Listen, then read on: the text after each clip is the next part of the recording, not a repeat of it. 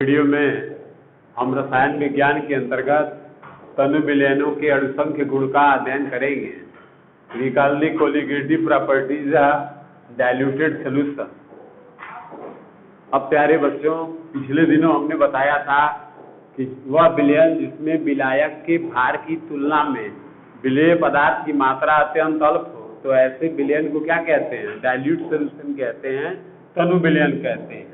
और तनु विलयन के लिए हमने जो है वाष्पदाब कल हमने बताया था कि जब किसी शुद्ध विलायक में कोई अवाष्पशील विलेय पदार्थ पूर्णतया या आंशिक रूप से घोल देते हैं तो विलयन का वाष्पदाब शुद्ध विलायक के वाष्पदाब से कम हो जाता है। और वाष्पदाब में यह कमी वाष्पदाब का अवनमन कहलाता है। और वाष्पदाब के अवनमन के संबंध में राउल्ट साहब ने एक नियम दिया था, ठीक वही यहाँ पर है, वाष्पदाब का आपेक्षिक अवनमन या राउल्ट नियम, जिसे हम कल पढ़ा दिए थे एक दिन पहले ही, और इसमें भी है। अब सबसे पहले यह देखेंगे कि डाइल्यूट सॉल्यूशन के अणुसंख्य गुण क्या होते हैं। तो सबसे पहले जब किसी विलायक में कोई विलेय पदार्थ पूर्णतया या आंशिक रूप से घोलते हैं तो कुछ विलयन के कुछ विशेष गुण प्रदर्शित होते हैं। इन विशेष गुणों को ही अणुसंख्य गुण कहते हैं। अब कौन कौन से गुण प्रदर्शित होते हैं? उसमें पहला है वाष्पदाब का आपेक्षिक अवनमन, जिसे हमने कल पढ़ा दिया था। इसके अंतर्गत भी है, लेकिन हमने कल ही इसको बता दिया था। वाष्पदाब का आपेक्षिक अवनमन क्या कहलाता है, उसको ध्यान से सुन लेंगे। जब किसी शुद्ध विलायक में कोई अवाष्पशील विलेय पदार्थ पूर्णतया या आंशिक रूप से घोलते हैं तो विलयन का वाष्पदाब शुद्ध विलायक के वाष्पदाब से कम हो जाता है। वाष्पदाब में यह कमी वाष्पदाब का अवनमन कहलाता है। किसी द्रव के वाष्पदाब का अवनमन एवं शुद्ध विलायक के वाष्पदाब का अनुपात वाष्पदाब का आपेक्षिक अवनमन कहलाता है।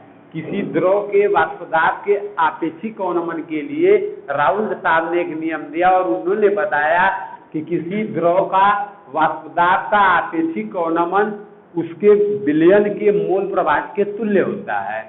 P0 minus PS upon P0 is equal to small n upon capital N plus small n।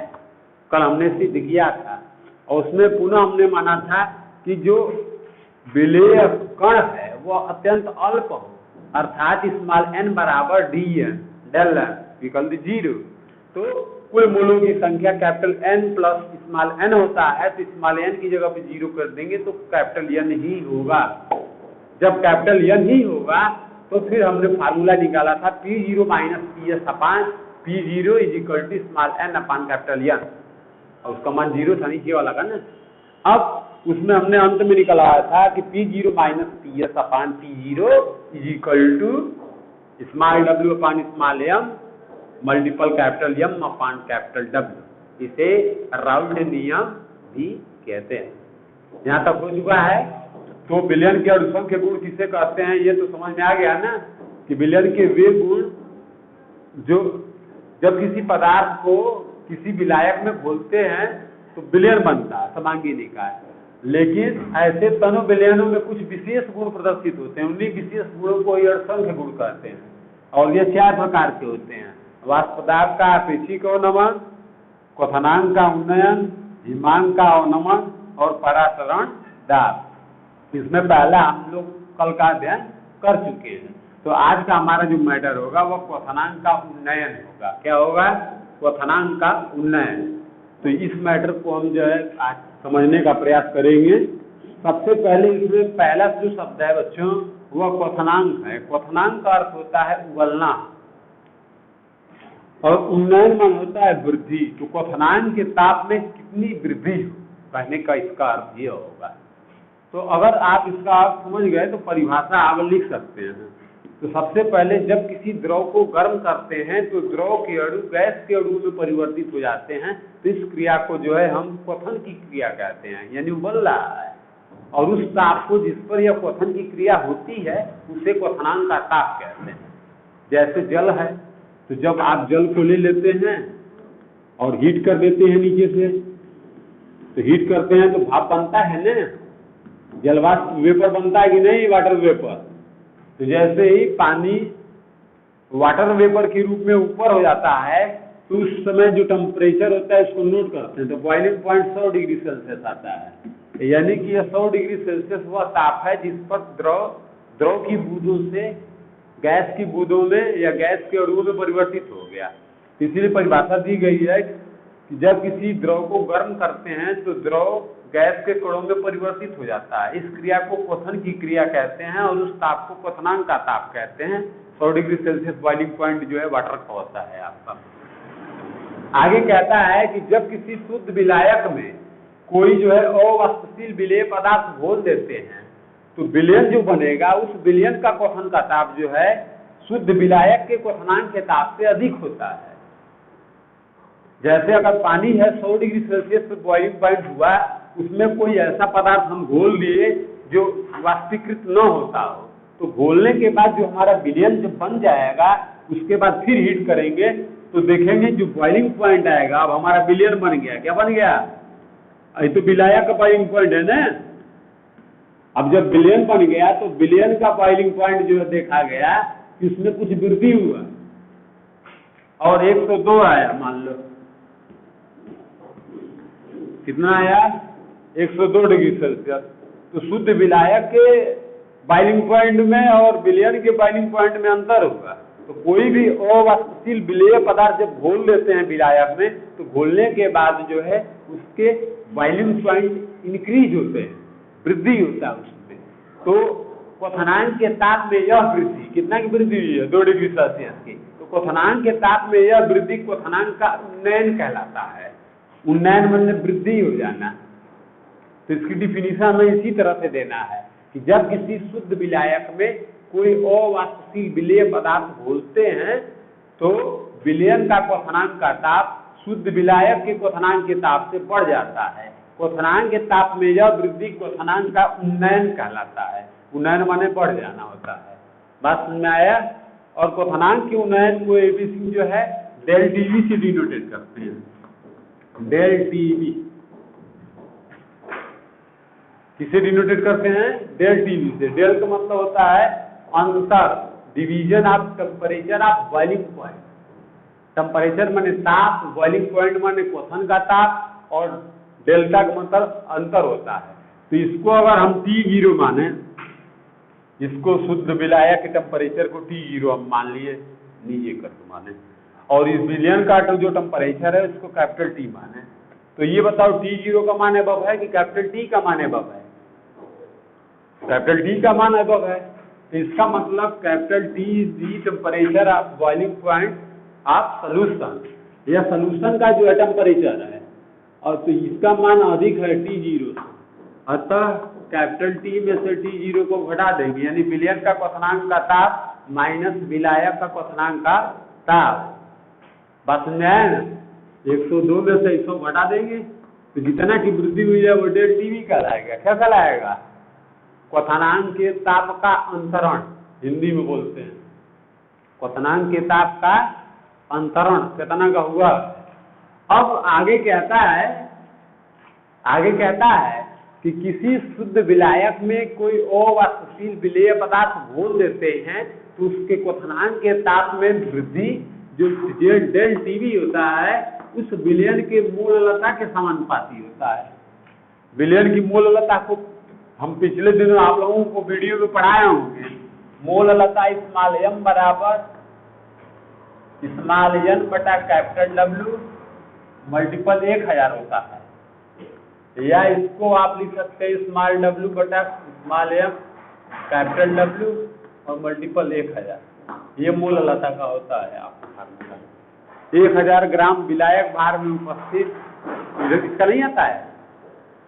1000 ग्राम विलायक भार में उपस्थित विलेय के मूलों की संख्या विलयन की मूललता कहलाती है। हाँ, तो हम अपने वीडियो में बता रहे थे आप लोगों को कि किसी शुद्ध विलायक में कोई अवाष्पशील विलेय पदार्थ घोलते हैं तो विलयन के क्वथनांक का ताप शुद्ध विलायक के क्वथनांक के ताप से बढ़ जाता है। क्वथनांक के ताप में यह वृद्धि क्वथनांक का उन्नयन कहलाता है। क्वथनांक के उन्नयन को डेल टीवी से डिनोटेट करते हैं, the division of temperature of boiling point, और वह T capital T minus T0 के अंतर के बराबर होता है। अब आगे कहता है परिभाषा में कि किसी द्रव के क्वथनांक के ताप में जो उन्नयन होता है वह विलयन के उसके बने हुए विलयन के मोललता के समानुपाती होता है, अर्थात del TB directed to small M.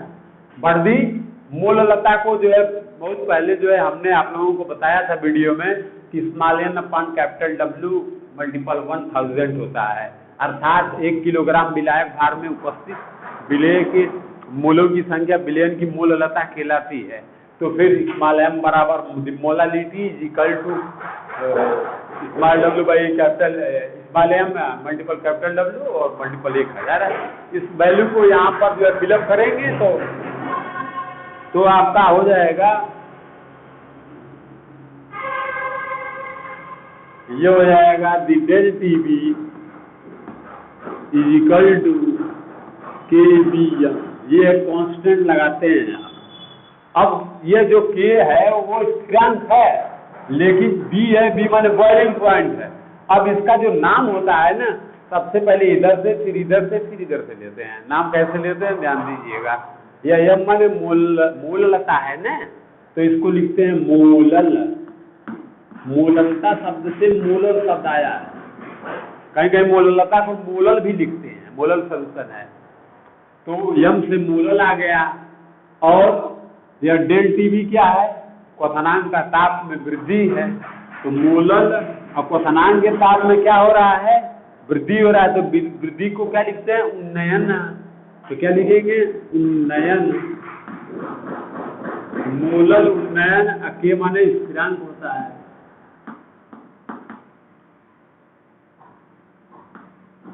तो इसको बोलते हैं क्वथनांक का मोलल उन्नयन स्थिरांक। क्वथनांक का मोलल उन्नयन स्थिरांक, क्योंकि क्वथन के ताप में वृद्धि हो रही है, तो ये जो कांस्टेंट वैल्यू है वो क्वथनांक का मोलल उन्नयन स्थिरांक है। या अगर क्वथनांक का नहीं भी लिखते हैं तो मोलल उन्नयन स्थिरांक बोलेंगे तो चलेगा। बात समझ आए ना। मोलल शब्द कहाँ से आया, मोललता से आया है। उन्नयन कहाँ से आया है, क्वथनांक का उन्नयन हो रहा है, इसीलिए हम उन्नयन शब्द जोड़े हैं। और के माने कांस्टेंट वैल्यू से, इसलिए उसको हम स्थिरांक बोलते हैं। तो क्वथनांक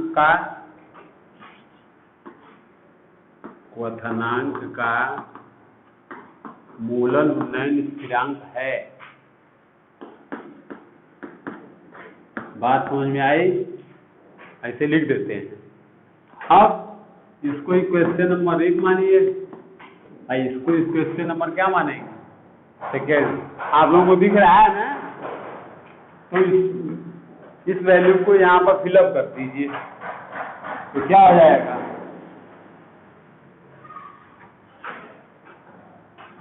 तो ये हो जाएगा del TB is equal to K B और M is the value of small W वाला, स्मॉल डब्ल्यू बटा small M into capital W multiple 1000। ये फार्मूला हो जाएगा।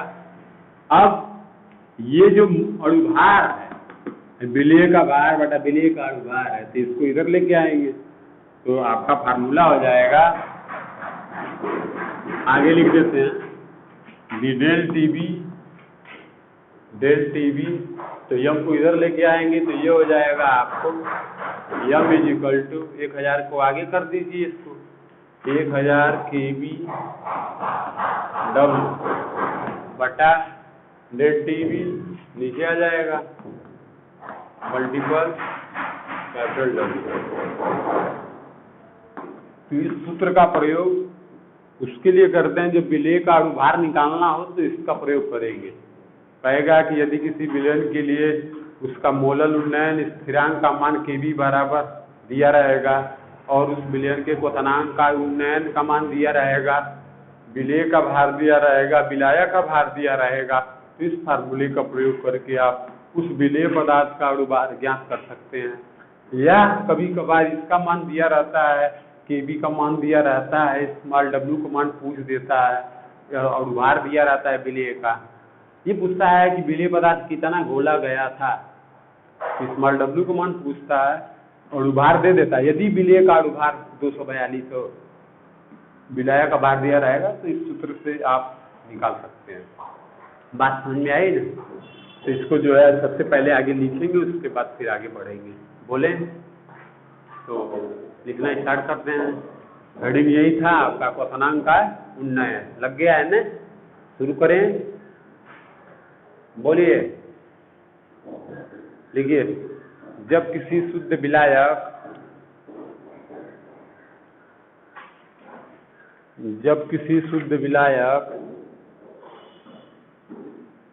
में कोई अवाष्पशील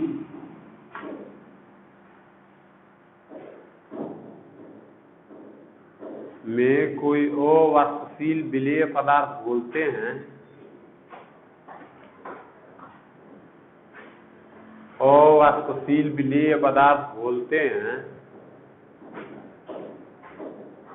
घोलते हैं, तो विलयन का क्वथनांक का ताप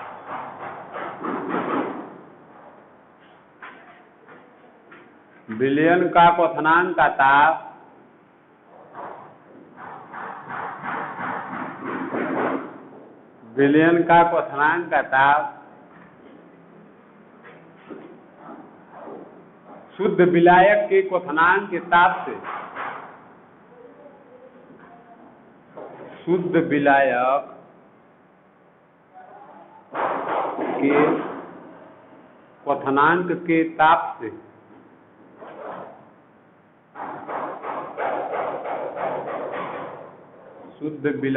के क्वथनांक के ताप से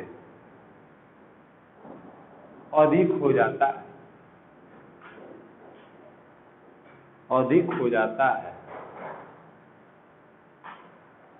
क्वथनांक के ताप में यह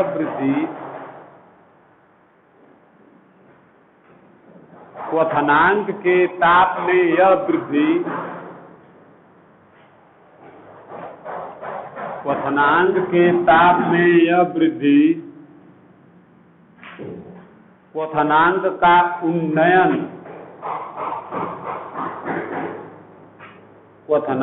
का उन्नयन कहलाता है।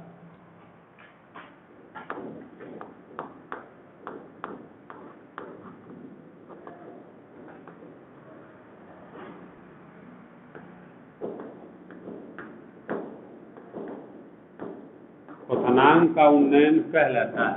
हो गया। इसे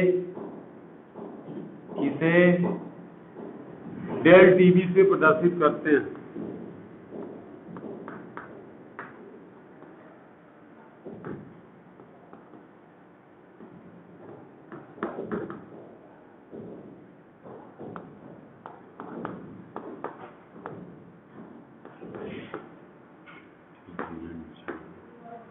नीचे लिखेंगे माना कि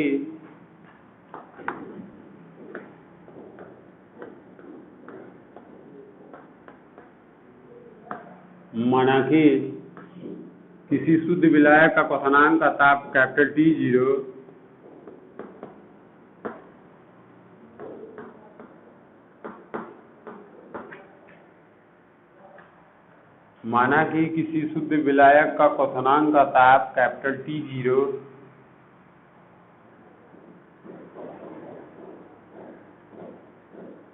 कैपिटल T0 कामा विलयन का क्वथनांक कैपिटल T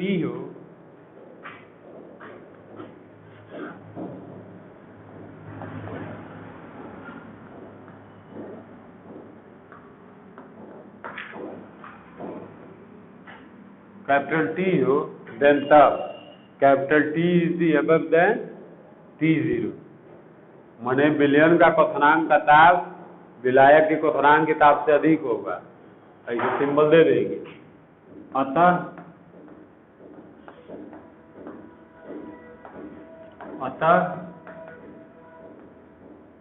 क्वथनांक का उन्नयन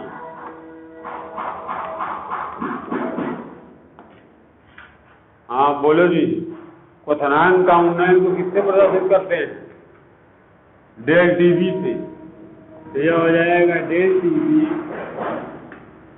इज इक्वल टू, अब इसका मान जो है अधिक है विलयन वाला, और विलायक का टेम्परेचर कम है, T0 है, क्वथनांक का था, तो डेल टीवी बराबर कैपिटल T माइनस T0 होगा।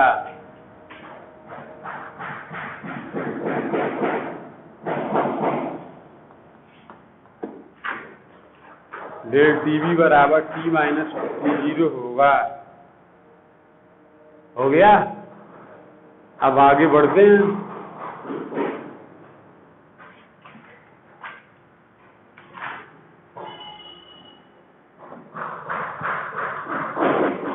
नीचे लिखेंगे परंतु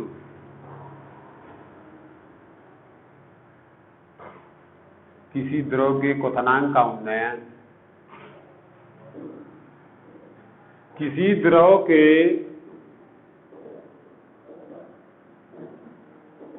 क्वथनांक का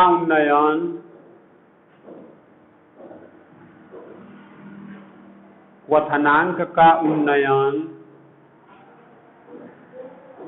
उसके विलयन के मूललता के समानुपाती होता है।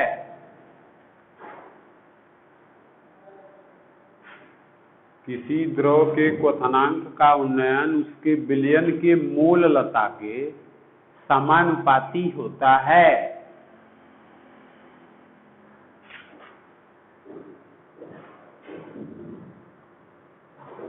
हो गया। अब समानुपाती होता है तो अब यहाँ पर देखें डेल टीवी बराबर कैपिटल T माइनस T0 हो गया ने। अब यहाँ से इसी चीज को अपने ऊपर लिखा था, इसको हम मिटा देते हैं। अब इसको लिख सकते हैं del TV directly to small m। इसको नोट करिए, del TV proportional to small m या डेल टीवी बराबर KBM। समीकरण नंबर 1। आशुतोष, डेल टीवी बराबर KBM समीकरण नंबर 1, जहां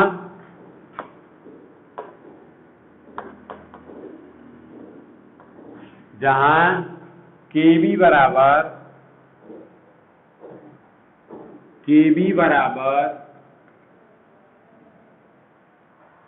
द्रव के क्वथनांक का, देखिए द्रव के क्वथनांक का मोलल उन्नयन स्थिरांक है। द्रव के क्वथनांक का मोलल उन्नयन स्थिरांक है। अब आप इतना बड़ा नहीं लिख सकते हैं तो केवल यही लिखेंगे। देखिए जिसको हमने अंडरलाइन किया ना, मोलल उन्नयन स्थिरांक है, हम तो यही लिखवाते हैं। और जब सब लिखवाते हैं तो पूरा लिखवा देते हैं, द्रव के क्वथनांक का मोलल उन्नयन स्थिरांक है। हो गया। KB बराबर, अब किनारे बगल में लिखेंगे परंतु मूललता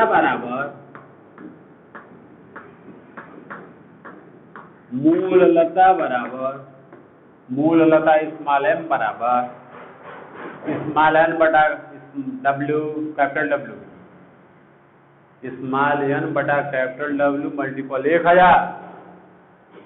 ये कर देंगे। अब इस फार्मूला को लिख लेंगे, समीकरण नंबर 2। समीकरण नंबर 2,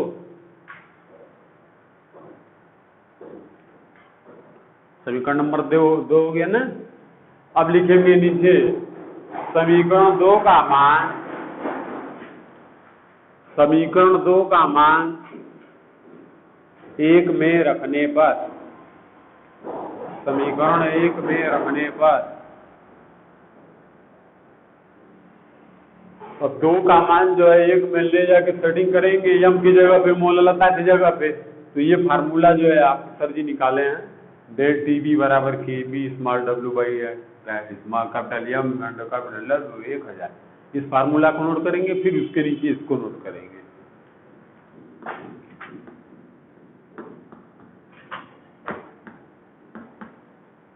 और नीचे इसको लिख देंगे जहाँ m बराबर विलेय का क्या है, अणु भार है, अणु भार है। ये सिद्ध हुआ।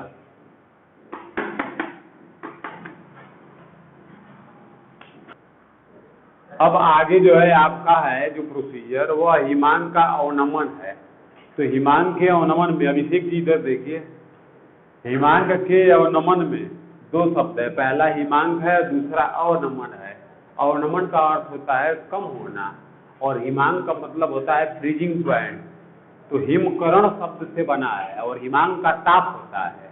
तो जैसे जब किसी द्रव को, देखो इधर यह आपका द्रव रखा गया है, बात समझाया ना, पानी है, और इस पानी को आप ठंडा अगर करें किसी माध्यम से, एक बड़ा सा पात्र ले लेते हैं और इस बड़ा पात्र में जो है आइस लगा दिए, क्या लगा दिए,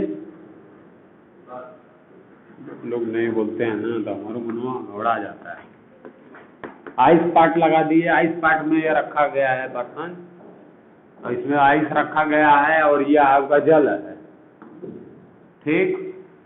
तो जल जब किसी द्रव को, लिक्विड को ठंडा करते हैं और वो सॉलिड स्टेट में चला जाए, यानी यह बर्फ बन जाए, तो ये सॉलिड स्टेट में चला जाएगा तो उस क्रिया को क्या कहेंगे, उस क्रिया को हिमकरण की क्रिया कहेंगे, फ्रीजिंग प्रोसीजर बोलते हैं। और उस ताप को हिमांक का ताप यानी फ्रीजिंग पॉइंट कहते हैं।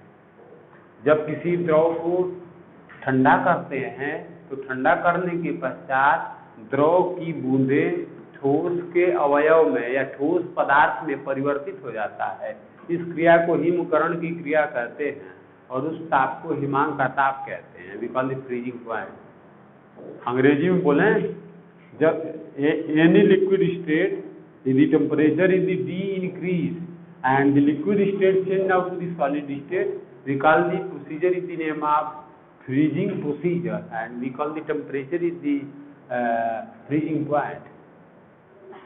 ऐसे तो हिमांक का ताप और उस क्रिया को हिमांक की क्रिया कहते हैं और उस ताप को हिमकरण की क्रिया और उस ताप को हिमांक का ताप कहते हैं। अब हिमांक का अवनमन होना यानी हिमांक के ताप में कमी, उसको समझना है। ये समझ में आ गया ना, ये तो 9 और 10 की चीज है, तो इसलिए इसको हम मैं लिखवाऊंगा नहीं। उसमें भी हमने क्वथनांक वाला में भी क्वथनांक और क्वथनांक के ताप को नहीं लिखवाया, लेकिन बता दिया। तो यहाँ पर भी हम लिखवाएंगे नहीं, आप लोग बहुत चतुर हैं, आप लोग बड़े हैं, चालाक हैं, कोई दिक्कत नहीं। हिमांक हो गया, अवनमन माने कमी होना, हिमांक के ताप में कमी होना। अब कहता है कि यदि किसी शुद्ध विलायक में कोई पदार्थ घोलते हैं तो घोलने के बाद वह विलायक अशुद्ध हो जाता है। क्या हो जाएगा, अशुद्धि आ जाएगी। और अशुद्धि होने के बाद विलयन तो बना लेकिन अशुद्धि ना हो गई, तो अशुद्धि होने के पश्चात जो हिमांक का ताप है और नीचे चला जाता है। तो जब और नीचे चला जाएगा, अशुद्धि होने का मतलब विलयन बन गया, तो विलयन जब बनेगा तो उसका हिमांक का ताप और नीचे के ताप पे जो है हिमांक का ताप प्राप्त होता है। तो जैसे पानी है, पानी को आप जब बर्फ में बदलते हैं तो उसके लिए टेम्परेचर क्या रखते हैं, 0 डिग्री सेल्सियस। तो पानी का फ्रीजिंग पॉइंट क्या होगा, विलायक है मान लीजिए कोई, और वह विलायक क्या है, जल है, तो जल का हिमांक का ताप, जल का हिमांक का ताप बराबर 0 डिग्री सेल्सियस। 0 डिग्री सेल्सियस वह ताप है जिस पर द्रव की बूंदें यानी पानी की बूंदें बर्फ अवस्था में परिवर्तित होना प्रारंभ हो जाती है। अब उस जल में यदि आप रंग और चीनी या कुछ भी मिला देते हैं और आइस वाले जो भेजते हैं बर्फ बच्चे खाते हैं ना, तो उसमें अशुद्धियां अब हो गई और अब उसको जमाना है तो 0 डिग्री सेल्सियस पे नहीं जमना शुरू होगा और नीचे के टेम्परेचर पे जो है जमेगा, -10, -5, -19 जो भी हो, तो नीचे के ताप पे, यानी कि वह विलायक में जब अशुद्धि उत्पन्न हो जाएगी, ध्यान दीजिएगा, विलायक धन अशुद्धि, कोई पदार्थ उसमें मिला दिए तो विलायक में अशुद्धि मिला देंगे तो अब इस चीज को क्या बोलेंगे, पूरा को विलयन बोलेंगे। अब वो अशुद्धि विलय के रूप में, कोई विलय जब विलायक मिला देते हैं तो वो आपका जो द्रव है वो अशुद्ध हो जाएगा, तो वो विलयन बन गया इसका मतलब। और विलयन का जो हिमांक का ताप होगा वह जो है 0 से भी नीचे के ताप पे आएगा, यानी माइनस में आएगा। मान लीजिए -15 डिग्री सेल्सियस पे जमना शुरू हुआ, तो विलयन का हिमांक का ताप और नीचे के टेम्परेचर पे जमना शुरू हो रहा है। तो शुद्ध पानी को जो है बर्फ अवस्था में परिवर्तित करना आसान है, लेकिन उसी शुद्ध पानी में जब आप रंग मिला दें और चीनी मिला दें और उसको फिर जमाना हो आपको ठोस अवस्था में, तो 0 डिग्री सेल्सियस पे नहीं जमेगा, -10, -15, -20 और नीचे के टेम्परेचर, यानी विलयन बनने के बाद हिमांक का ताप कम हो जाता है। तो हिमांक में यह कमी, हिमांक के ताप में यह कमी, इधर देखिए, हिमांक के ताप में यह कमी हिमांक का अवनमन कहलाता है।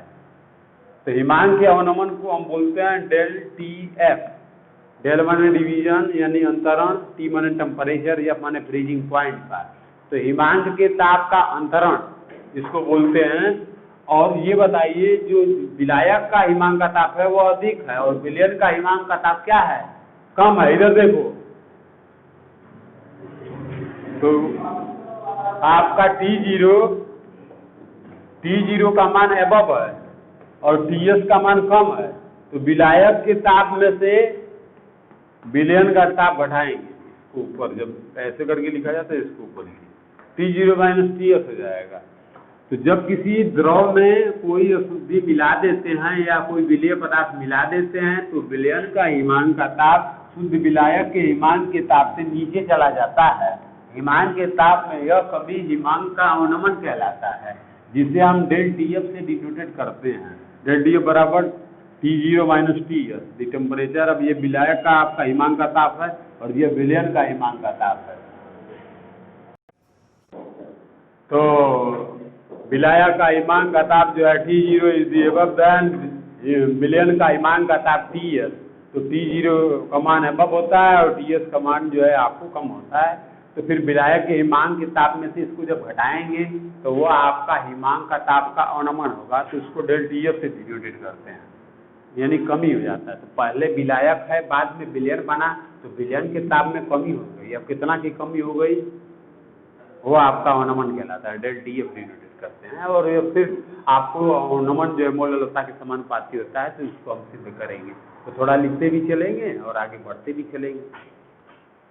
तो बोले, देखिए, जब किसी शुद्ध विलायक में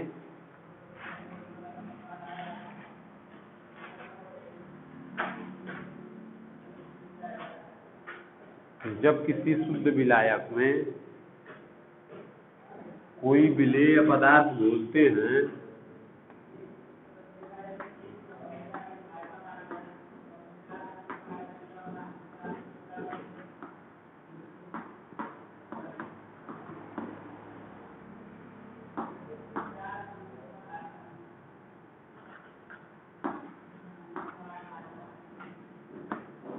कोई शुद्ध पदार्थ, माना कि आप लोग क्या लिखे,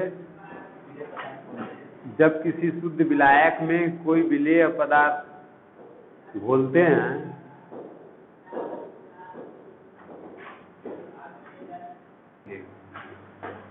जब किसी शुद्ध विलायक में कोई विलेय पदार्थ घोलते हैं, तो विलयन का क्वथनांक का ताप, विलयन का क्वथनांक का ताप, विलयन का क्वथनांक का ताप शुद्ध विलायक के क्वथनांक के ताप से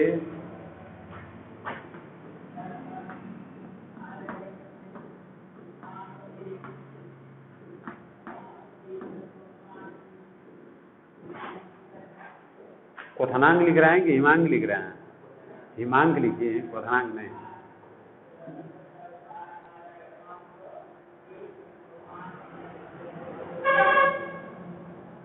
विलयन का हिमांक का ताप शुद्ध विलायक के हिमांक के ताप से कम हो जाता है। सॉरी फॉर दैट, क्वथनांक नहीं, हिमांक चल रहा है, इसलिए हिमांक का प्रयोग करेंगे ना। शुद्ध विलायक के हिमांक के ताप से कम हो जाता है। हिमांक के ताप में यह कमी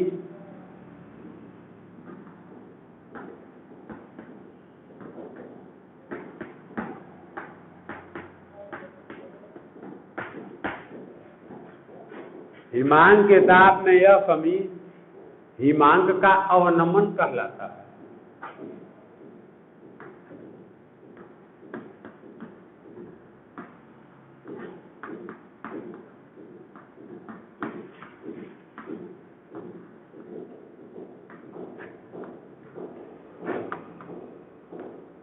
हिमांक का अवनमन कहलाता है, जिसे डेल TF से प्रदर्शित करते हैं।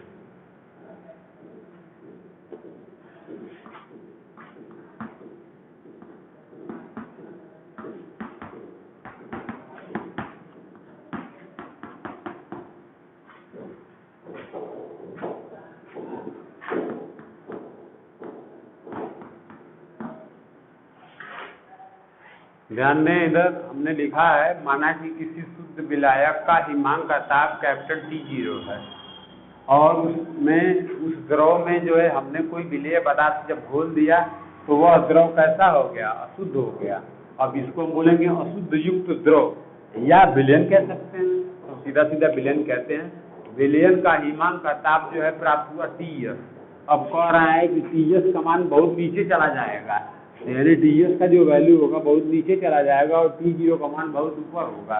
शुद्ध पानी 100 डिग्री, शुद्ध पानी का जो हिमांक का ताप है वह 0 डिग्री सेल्सियस है। 0 डिग्री सेल्सियस के नीचे जमना शुरू हो जाता है, लेकिन उसमें जब कोई अशुद्धि मिला देते हैं पानी में और फिर जमाना शुरू करते हैं तो उसको जो है आप हिमकरण करने के लिए बहुत नीचे के टेम्परेचर पे -10 -12 पे ले जाएंगे, तब जाके वो जमना शुरू होगा। तो हिमांक का ताप अशुद्धि बढ़ने पर नीचे चला जाता है। तो T0 का मान एबव और विलयन का हिमांक का ताप नीचे चला जाएगा। तो हिमांक के ताप में कितना की कमी हुई? हिमांक का ताप पहले T0 था और अब TS हो गया। तो T0 विलायक के हिमांक के ताप में से विलयन का हिमांक का ताप घटा देंगे, इसको बोलेंगे del TF, the difference of temperature of freezing point. माने हिमांक के ताप का अंतरण बराबर विलायक का हिमांक का ताप ऋण विलयन का हिमांक का ताप। इसको हम बोलते हैं हिमांक का अवनमन। पहले यह अधिक था, अब कम हुआ, तो कमी हुई कि नहीं हुई? जब कमी हुई तो उसी को अवनमन कहते हैं। तो लिखते हैं हिमांक के ताप का क्या हुआ है? हिमांक के ताप का क्या हुआ है? अवनमन हुआ है, कमी हुआ है। अवनमन डेल TF बराबर, इधर देखें, डेल TF बराबर T0 माइनस TS। अब आगे कहता है कि डेल TF का मान किसी द्रव के क्वथनांक का अवनमन उस द्रव के विलयन के मूललता के समानुपाती होता है। तो मूललता को स्मॉल m से डिनोटेट करते हैं।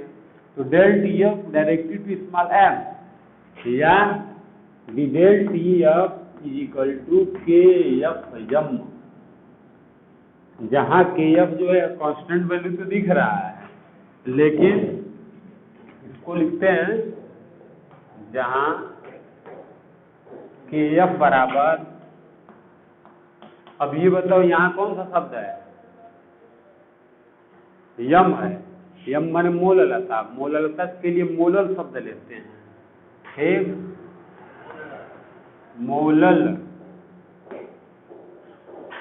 और यहाँ पर हिमांक के ताप में क्या हुआ है? अवनमन है, तो अवनमन शब्द ले लेंगे। मोलल अवनमन, और स्थिरांक है तो स्थिरांक लिख देंगे। तो इस कांस्टेंट वैल्यू का पूरा नाम हो गया जहाँ KF बराबर मोलल अवनमन स्थिरांक है, या द्रव का मोलल अवनमन स्थिरांक है, ऐसे भी कर सकते हैं। बात समझ में आया ना? या हम तो ऐसे भी कहते हैं द्रव के हिमांक के ताप का मोलल अवनमन स्थिरांक है। बहुत लंबा में भी हम बोलते हैं, छोटा में आप लोगों को बताते हैं इसलिए कि आप लोग उसको कह लें। दिख रहा है कि नहीं दिख रहा है? तो ये मोलल अवनमन स्थिरांक है। अब आगे बढ़ते हैं, तो आपका फिर जो है ये हो जाएगा del TF is equal to KF और यम। मोललता के लिए प्रीवियस डे में आप लोगों को डिस्कशन किया गया था, small w capital M into capital W multiple 1000 होता है ना अभिषेक। तो ये आपका मोललता बराबर क्या होता है? ये स्मॉल w क्या है बोलो? Weight of compound, weight of solubility material. सीधे कहिए विलेय का भार है ना, सीधा सीधा हमको नहीं बताएंगे। और ये यम विलेय का अणुभार और ये विलायक का भार और ये 1000, इसको इसमें फिलअप कर देंगे मोललता की जगह पे। ये हो जाएगा small w capital M into capital W multiple 1000। तो इसको इधर लेके आएंगे अणुभार को, तो अणुभार बराबर 1000 kF W बटा ये इधर आ गया कैपिटल W, ये हो जाएगा डेल TF गुणे कैपिटल W। ये फार्मूला आएगा। बात समझ में आया? तो आप लोगों ने देखा कि विलायक का हिमांक का जो ताप था वह T0 था, और उस विलायक में जब विलेय पदार्थ घोल दिए तो विलयन बन गया, अर्थात अशुद्ध द्रव हो गया ना।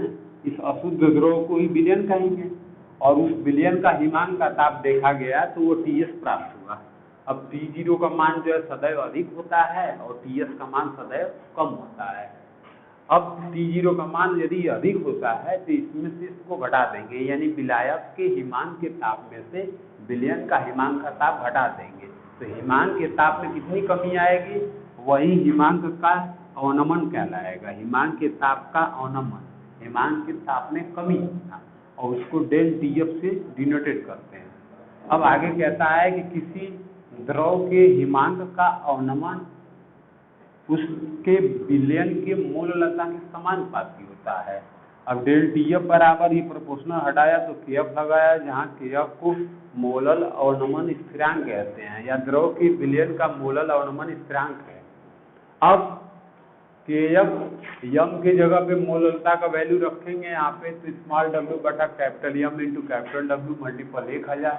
हमने अणुभार को जो है इधर ले लिया, तो अणुभार बराबर 1000 को पहले लिखा KF और फिर W लिखा विलेय का भार बटा डेल TF को जो है आप हिमांक के ताप का कमी यानी अवनमन और पूरे विलायक का भार है। तो इस तरह से विलेय का अणुभार निकाल सकते हैं। और सवाल में यदि इन दोनों के वैल्यू दिए हो, हिमांक का मोलल अवनमन स्थिरांक दिया हो और हिमांक के ताप का अंतरण दिया हो, विलायक का भार दिया हो, विलेय का भार दिया हो और विलेय का अणुभार निकालना हो, तो इस सूत्र का प्रयोग करेंगे। तो आज की वीडियो में जो है आपको विलयन के अणुसंख्य गुण, तनु विलयनों के अणुसंख्य गुण में आप लोगों ने इतना अध्ययन किया। फिर अगले दिन की वीडियो में हम आप लोगों को परासरण दाब और परासरण दाब से संबंधित जो है प्रश्नों को बताएंगे कि परासरण दाब है क्या, और परासरण दाब के कुछ जो है उदाहरण बताए जाएंगे। थैंक यू, धन्यवाद।